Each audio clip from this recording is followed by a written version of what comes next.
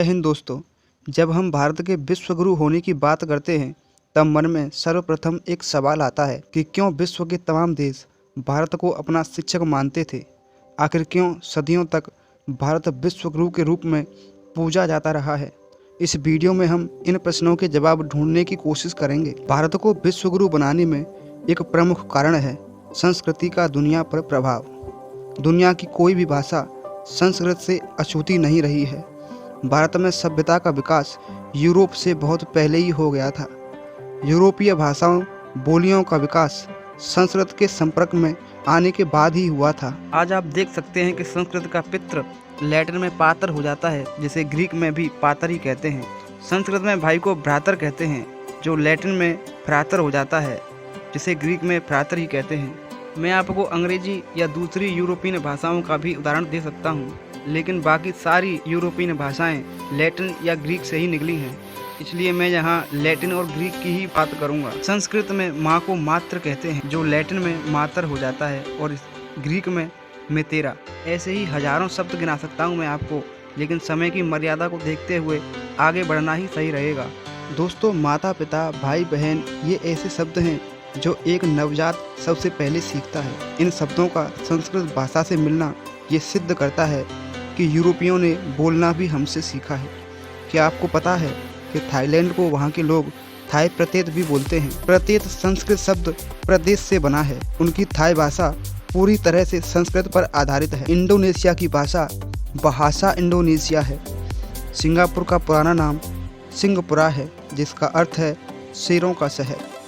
कंबोज, चंपा, जावा, Sumatra, Borneo आदि से संस्कृत भाषा में लिखे गए कई लेख प्राप्त हुए हैं। दुनिया का सबसे प्राचीन अभिलेख बोगाज कोई सीरिया से प्राप्त हुआ है।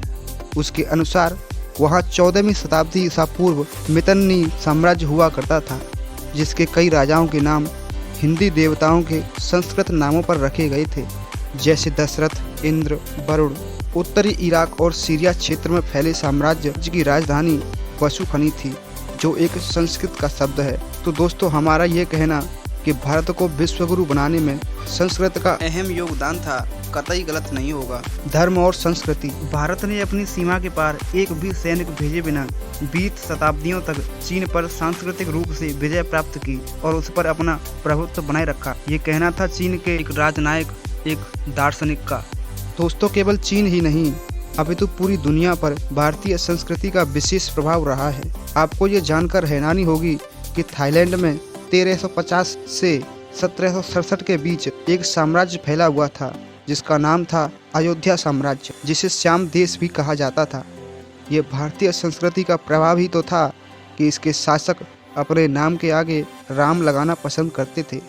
राम तिगोड़ी प्रथम, राम तिगोड़ी द्वितीय, राम तिगोड़ी तृतीय, और इनकी राजधानी अयोध्या थी। वियतनाम प्राचीन काल में हिंदू राज्य और हिंदू धर्म का गढ़ हुआ करता था। चंपा के पुराने मंदिर इस बात के गवाह हैं कि कभी यहाँ हिंदू धर्म का बोलबाला था। वियतनाम के लोग भारत को पवित्र भूमि मानते हैं और हर साल भारत में तीर्थ के लिए आते हैं। आज आप दक्षिण पूर्व एशिया के किसी भी देश में चले जाएं, कंबोडिया, मलेशिया, वियतनाम, इंडोनेशिया, वहाँ आपको भारतीय संस्कृति के दर्शन हो ही जाएंगे। आपको यह सुनकर हैरानी होगी कि इंडोनेशिया में 20,000 के नोट पर भगवान गणेश का चित्र बना हुआ है। इंडोनेशिया में करेंसी को रुपया कहते हैं।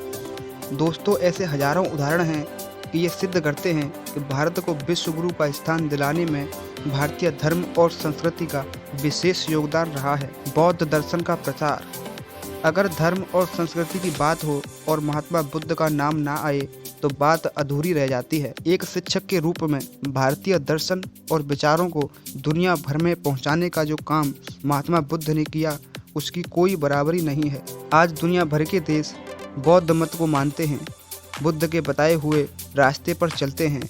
ऐसे में अगर देखा जाए तो भारत को एक गुरु के रूप में आगे बढ़ाकर दुनिया को मार्ग दिखाने का वास्तविक काम बुद्ध ने किया था। भारतीय शिक्षा और ज्ञान। विश्व की पहली यूनिवर्सिटी तक्षशिला यूनिवर्सिटी थी, जो पुरातन भारतीय ज्ञान का सबसे बड़ा उदाहरण है, जहां वेद, वेदांत, व्याकरण, अर्थशास्त्र, राजनीति, युद्ध विद्या जैसे 60 से भी अधिक विषय पढ़ाए जाते थे। यहाँ विश्व भर से लोग पढ़ने आते थे।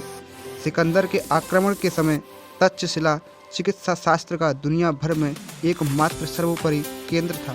भारत को विश्व का शिक्षक बनाने में एक और विश्वविद्यालय था जिसका महत्वपूर्ण योगदान रहा। वो था नालंदा विश्वविद्यालय, जहां जापान, कोरिया, चीन, पर्सिया जैसे देशों से विद्यार्थी शिक्षा ग्रहण करने के लिए आते थे। यहाँ पाइथागोरस जैसे लोग आए जो भारतीय ज्ञान को यहाँ से ले गए और इसे अपने नाम से दुनिया के सामने पेश किया। हायान, इंसान, अवरणी जैसे कई सुप्रसिद्ध दार्शनिक यहाँ शिक्षा ग्रहण करने के लिए आते रहे हैं। दोस्तों, भारत के विश्वगुरु की गद्दी पर बैठाने में एक महत्वपूर्ण कारण और था, वो था भारतीय दर्शन। सर्वे भवन्तु सुखिनः, सर्वे सन्तु निरामया, सभी सुखी रहें, सभी निरोगी रहें, सबका कल्याण हो, ऐसा कोई गुरु ही बोल सकता है।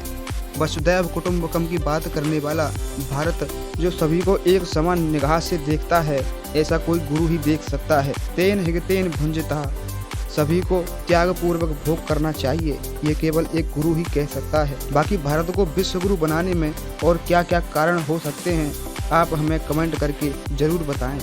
वीडियो आपको अच्छी लगे तो अपने मित्रों तक जरूर पहुंचाएं। एक कदम अखंड भारत की ओर सब्सक्राइब जरूर करें। जय हिंद, जय भारत।